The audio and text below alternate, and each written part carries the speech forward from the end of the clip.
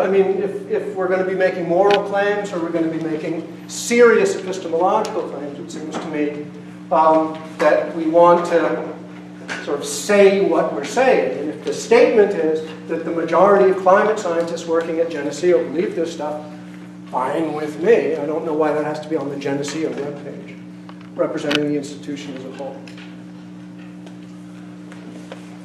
Yes, brief question. So you said that 78% of the people who identify themselves as active climate scientists in the American Meteorological Society felt that global warming is happening and that human activity is a strong contributor to that. So that's not 97%, clearly. But I'm wondering what percentage would be sufficient to make you feel that there was a scientific consensus among climate scientists that these changes are real and that humans' activity have to be 79? I've only been a philosopher of science. Is 78 just like a C plus? For 20 years. And I don't use the term scientific consensus.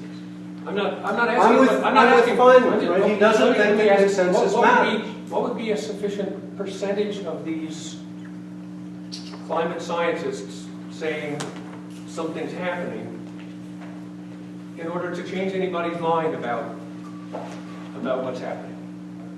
It's a complex question. You have to look at what they're saying. You have to know everything you know about them. You can't just would it have to be 99% or 98%? Keep asking me for a number. I don't have one because I don't think it's that simple. It's not that simple. My point was... Do you feel that it's not a science question? The question is sort of social science about science question. Is there a concept of consensus that we all want to subscribe to? And is there a base measurement for it? I don't think either is true.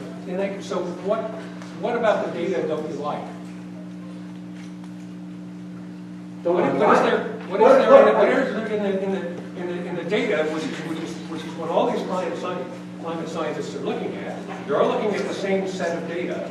Some of them come to some conclusions. 78% seem to come to one conclusion. You come to a different conclusion, and I'm wondering what's the basis for your dissent from the conclusion that global warming is real and that human activity is involved? I think it would embarrass me to read the paper again. But that was an extended argument about what's rational for people to believe. There's not a question of what the tree rings say. It's not a question of what the ice cores say. It's not a question of data at all. Sometimes it's a question of interpretation. And one of the main points that I was making, and I'll be happy to make it again quickly, is that there's a tremendous amount of propaganda being able to get the public about this stuff. And I think it's easy to catch that propaganda as propaganda without being a climate expert. You can tell the difference. I can tell the difference between 97% and 1.6%.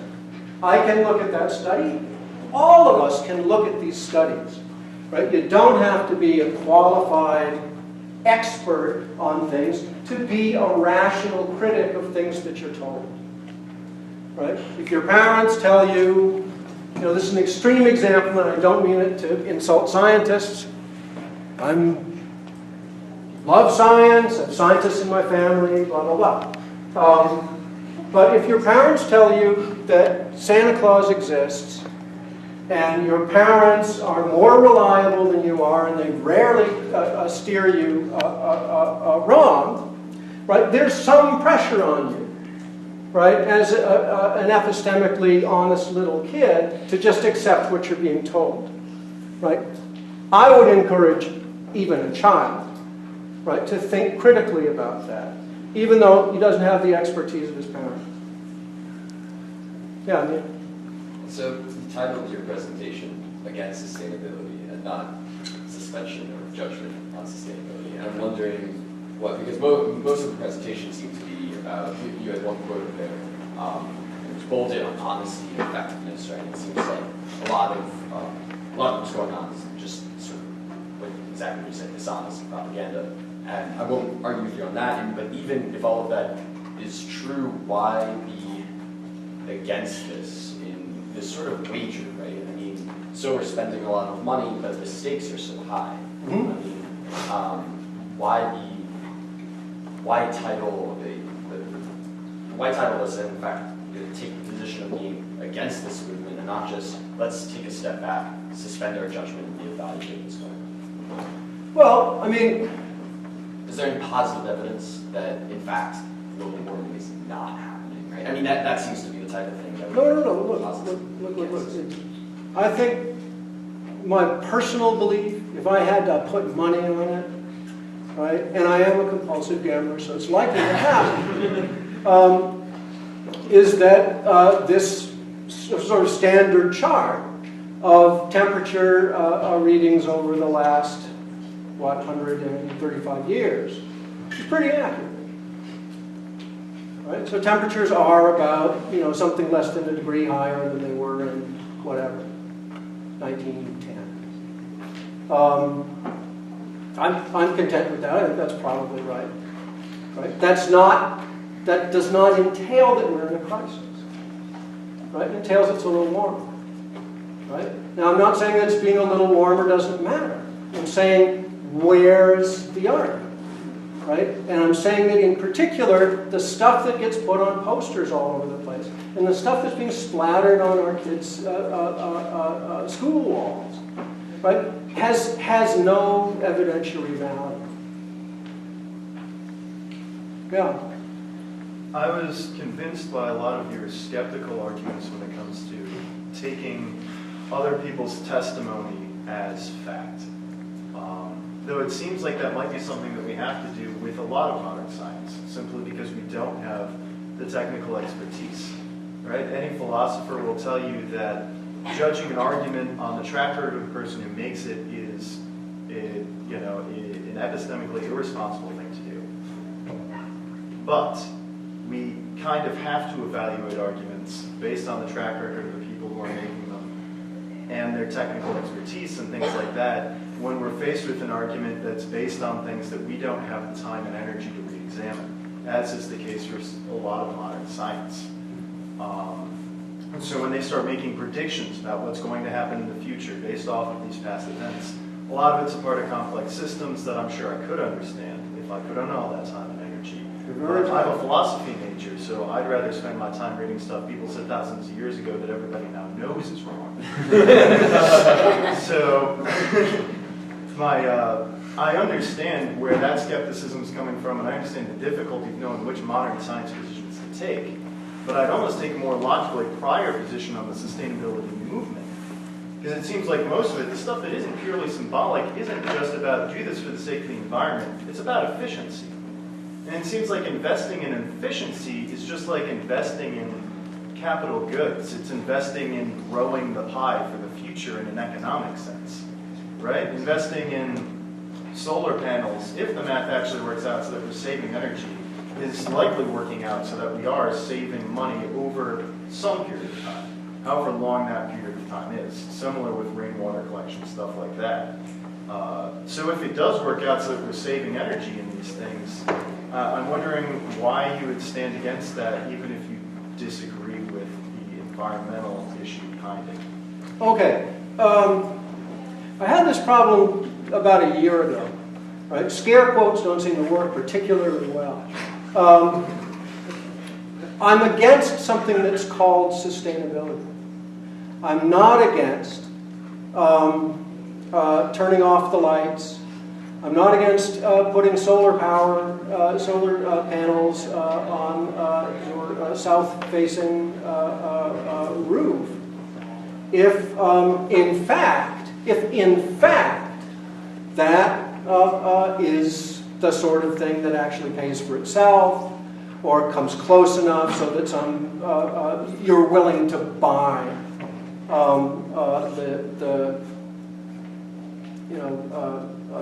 fossil fuels not being burned instead, or something like that. But I think that you have to look at those calculations very carefully. And you have to consider what the opportunity costs are that are lost. If I buy, if I spend another $10,000 for a car that gets another 10 miles a gallon, and it pays for itself over the course of 10 years, right? So that is, that I get $10,000 savings in gas over the next 10 years. I'm still out $10,000 because I had to borrow the money. I don't have $10,000 lying around. So I have to pay interest on that. And I have to not spend the money on other things that could be productive. For example, putting it in the stock market, right, where I could probably make 5% in that same time. So it would cost me $10,000 to spend $10,000, even though I'd get $10,000 back because of the dynamics of saving and spending. Right? I'm just saying you have to pay attention to stuff like that, and you don't take superficial kinds of arguments that are being given you by activists. Right? Now, there are activists on the right, activists on the left. If somebody who's, either pro or anti-abortion and belongs to some organization comes up to me with a pamphlet and it says, "Did you know that fetuses can read the Bible after 3 weeks?" Right? I would be skeptical, right? If they said, "Did you know that children are incapable of rational thought until the age of 20, so it's okay to kill all of them?" The famous postpartum abortion. And an activist gives me that, right? I'm going to have to cut very hard against what people who are trying to sell me something have to say, in the same way that I'll discount the evidentiary value of a guy on a used car lot saying, this thing is a beauty, right? This thing has never even been in the ring, right? Wow, right? Extraordinary claim, but extraordinary claims, as Carl Sagan always used to say. He didn't have as many slogans as Feynman, so he used it. Require extraordinary evidence. Yeah. I think that one caveat that I've had going on right now is that it's not global warming, it's climate change, and global warming falls under that umbrella. All organic life has evolved to fit into the niche of the ecosystem that it's in. Humans, they adapt the environment around them. But I feel like the main crux is that we're focusing on this apocalyptic scenario against humanity. However, empirically, we can see that we are destroying ecosystems. Animals are going extinct. We are destroying the forests. I mean, it's simple thermodynamics. By changing the amount of gases in the atmosphere, you change the thermohaline circulation, and that changes Hadley cells, weather patterns change. Animals die. It depends on what you want to give moral standing to. Personally, I don't think it's right to let things die because, it's not affecting us. We're not dead. I want to, have my jacuzzi running 24/7, so I'm going to power it. There's certain things that we can do to mitigate this climate change process, and I feel as though it's more important to ensure that sentient life, or life in general, exists and continues to exist in its form, than it is to worry about costs and things like that. Fine. I'm not going to dispute the technical portions of what you just said. I think, if you phrase something as sort of an either-or question, money or life, something like that, that probably oversimplifies the kind of hard choice that you have to make. Yeah, in the back. Okay, so the title of your talk is talking about sustainability for the most part. I'd kind of like to work on a different aspect of sustainability, since there's been a lot of looking at global warming. So for instance, talking about economics when it comes to sustainability, you could argue that the way that we've created our system is based around something that is economically unsustainable. If you look at resources, for instance, if you're talking about fossil fuels, we live on a planet that has scarce resources, water, for instance, as well. So you have an argument that was very valid saying that the world has developed because of these resources, which is absolutely true. Even in the developing world, in Africa and other places, you have to use certain fuels in order to develop, and that has helped millions and millions of people come out of poverty. However, looking into the future, the U.S. has hit peak oil in 1975. The world is about to hit peak oil at some point.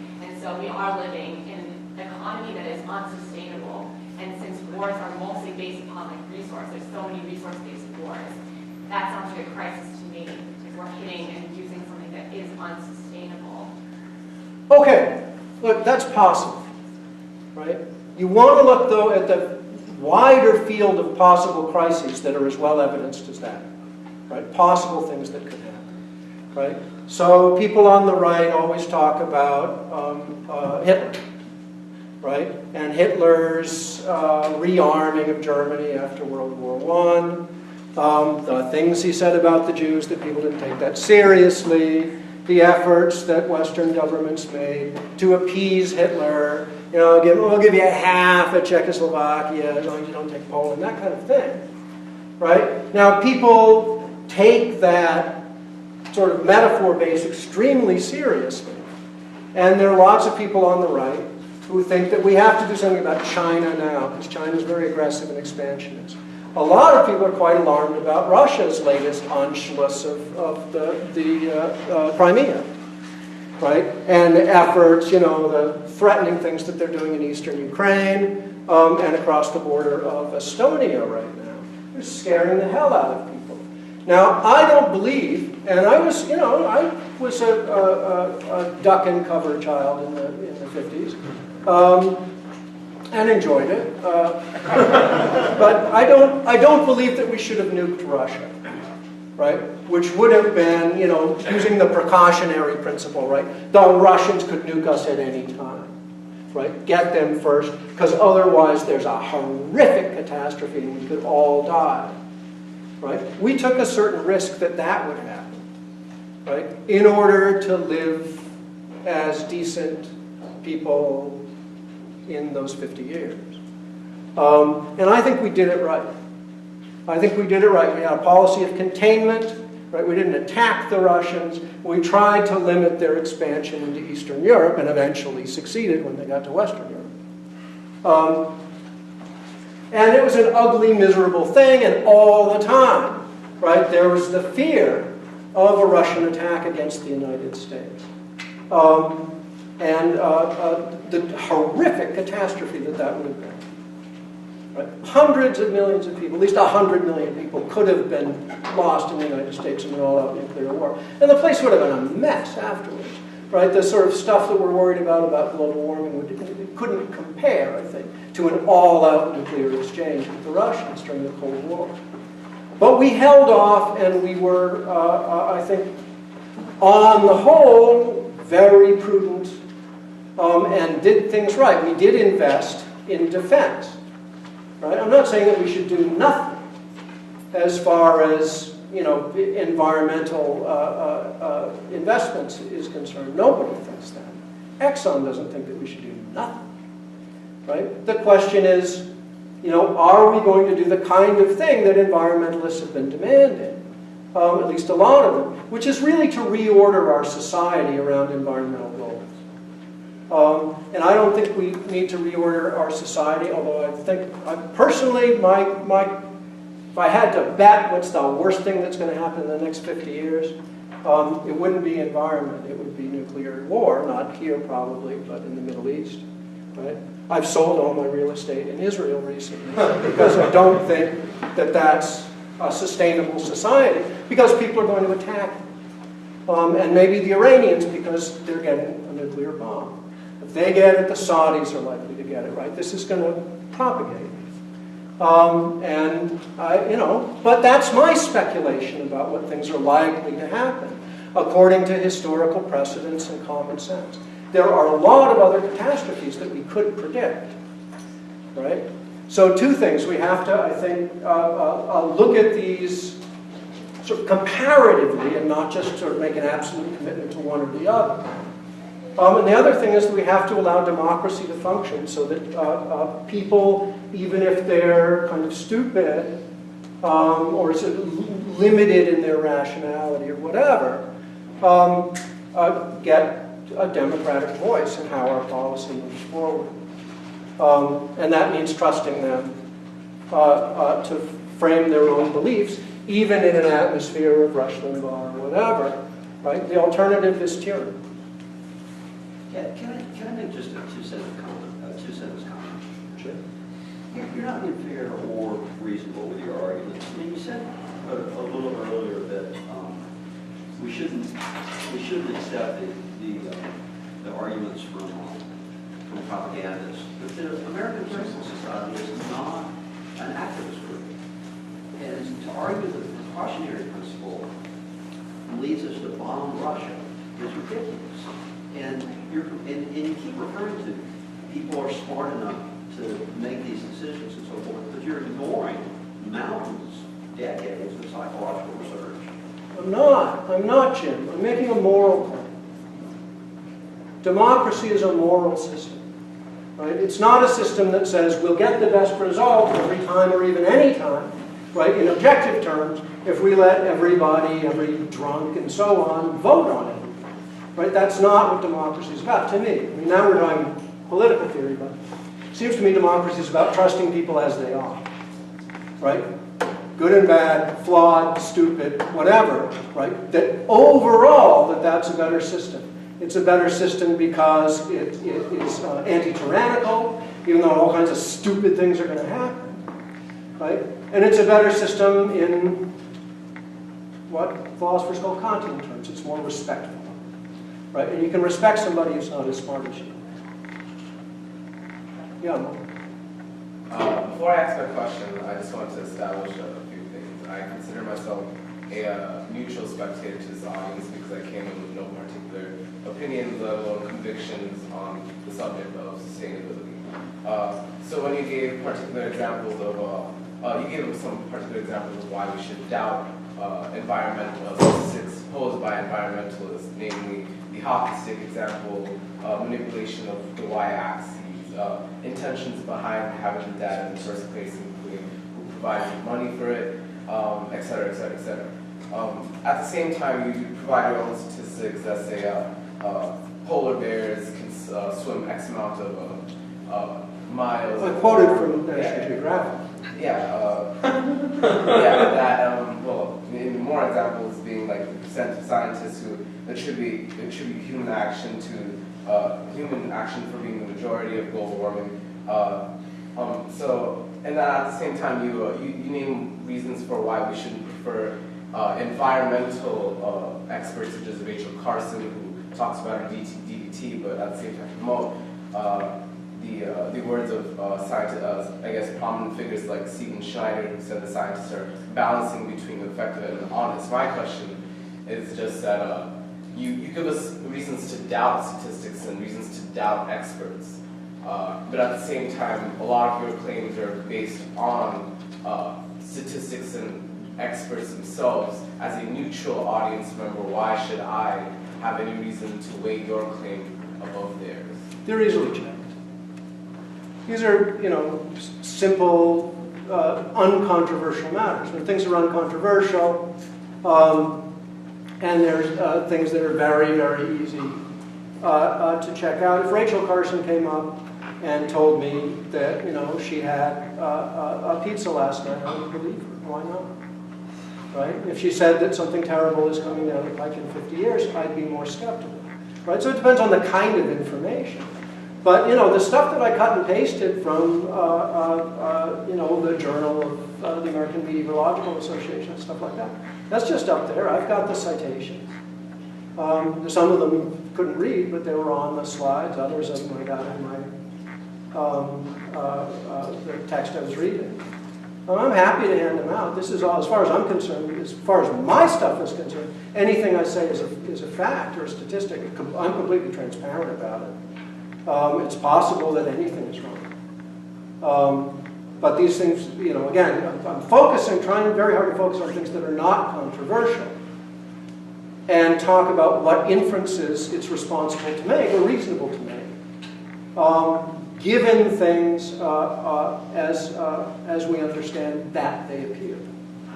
Okay? So I can't vouch for everybody in the American Meteorological Society and take them all day. Right, but it doesn't seem to me there's any reason that this, any axe to grind in this thing. Right? Jim talks about whether the American Chemical Association or Society American Physical Society, or these organizations, that have these statements like Geneseo's statement. Whether there's an axe to grind, well, probably not for the whole society. The American Physical Society has had a hell of a time with their statement, which is, of all the things I've seen from actual scientists, the closest to how Geneseo's sustainability statement. People have resigned, right? Ibarra Gaver, Nobel Prize winner, resigned in disgust at their use of the word incontrovertible. They put out their statement in whatever it was, 2007, 2010, they produced a lengthy correction to it. In effect, taking back much of what was in sort of the punchier parts of the statement. 2014, this year, they're doing a huge and transparent audit of the whole business. And they're including in their panel of experts Richard Lindzen, Judith Curry, right, John Christie. These are people who are anathema to environmentalists. The American Physical Society is the place to look for the kind of slow turn of the aircraft carrier that I think science is going to produce. I don't think science dies because of propaganda. Science always reinvents itself. And full confidence that this stuff will get straightened out over the long run. Yeah, you're back. I guess I was just a little bit unsatisfied with the answer, because you're talking about Russia and nuclear war, but that would be the assumption that the U.S. had no reason at all to go into the Middle East. Oil had nothing to do with it. That would be assuming that oil had nothing to do with going to war at all in general. And then looking at democracy to be able to slow things down, I don't think anyone voted to invade Iraq at any point in time either. Well, It seems like supporting an unsustainable economy or fuel, such as fossil fuels, is leading to a crisis, or a nuclear war, as you would say. Well, that's fine. That's a speculation. That's possible, right? My point was just that there are lots and lots of other crises that we could face. Usually, every century or so, there's a crisis that nobody even knew was possible that we have to deal with, right? It may well be that robots are going to take over the world long before and they could clean up the environment after they kill up. Right? I mean, if you're going to look at scary scenarios, laid out into the distant future, right? You have a lot of choices. You don't just have to have the environmental one. There's lots and lots of choices. I don't insist on any of them being true. There's lots of scary stuff out there. There's lots of horrible things that could happen. The stuff about antibiotics, that the really, really good diseases, right, are starting to behave contemptuously towards our best antibiotics. I think that could turn out really bad for us, right? There are all kinds of potential epidemics. An asteroid could hit the planet. There are people who write articles about that, right? All kinds of stuff that you can get scared about. The question is sort of how do you balance these things out in a reasonable way? For me, it's not a matter of choosing. Yeah. Am I correct in summing up a couple of your points and saying that, for one thing that this might not be the crisis of the coming century, that there might be a different crisis. We can't assume that this is going to be the only major one that we need to put all our, a significant amount of resources into. And also saying that that there's also there's propaganda on the left side as well in terms of this issue. That, the 97% is not accurate. Yes, 78%. But the fact you have to look at is that the numbers are being twisted somewhat, and maybe they're even right, but the fact that they're being twisted means you have to be skeptical and look carefully and evaluate personally. Am I correct in saying those? Yeah, I mean, to put it in personal terms, I don't like people yanking my chain, and I don't trust them afterwards. Thank you. Yeah. So just a couple comments. So it strikes me that a lot of the stuff that's going on, at least in the public debate, about environmentalism, a lot of it's red herring. So I mean, what matters is, so it's maybe like, suppose it's at 1 degree Celsius. I don't even know, right? Suppose it's 1 degree Celsius. How big a thing is that? right? That's the question. Whether or not, you know, it's humans that are fully responsible for it, the consequences of that, how significant that's going to be, determines whether or not we should be doing something and dedicating a lot of resources to environmental research. Suppose it's a whale with gastrointestinal problems, well then let's invest a lot in CASEX. I don't know, you know. So it seems to me like a lot of this stuff is just kind of, you know, in the public debate. It's not really, you know, there's a lot of distractions. Yeah, right. The other thing is, something strikes me about the argument about, you know, scientists getting it wrong. There's something very Cartesian about the worry there. So for me, you know, if I'm in the real world, what's the likelihood that I'm going to come up with some solution to whatever's going on in the world? I don't know, flip a coin. Well, what's the chances that, I don't know, an economist well-trained, and well, maybe that's 50-50 too, who knows, but let's, you know, that they're going to come up with something better than me. Probably more likely they're going to come up with something better than me, even if they're wrong 30% of the time. I'm going to be wrong, say, 50% of the time, so I'm just going to be guessing. Right, so in that case, sure, the ideal that we have some kind of, you know, certainty, but we're almost never in that position. So if I got to go with somebody, I guess I'll go with the scientists who think there's something's going on with the environment. And I think it's not... may not be a catastrophe, but At least we got to get polar bear barriers going. Look. We've got to do something like afraid that. of them. Look.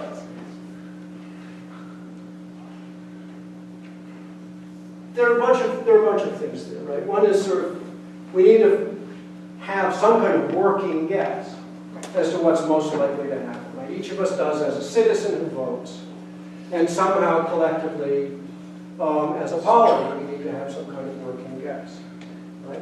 Now, what I want, right, what I wanted, you know, 500 years ago, was that the working guess was the result of an absolutely open intellectual process. Protestants and Catholics both.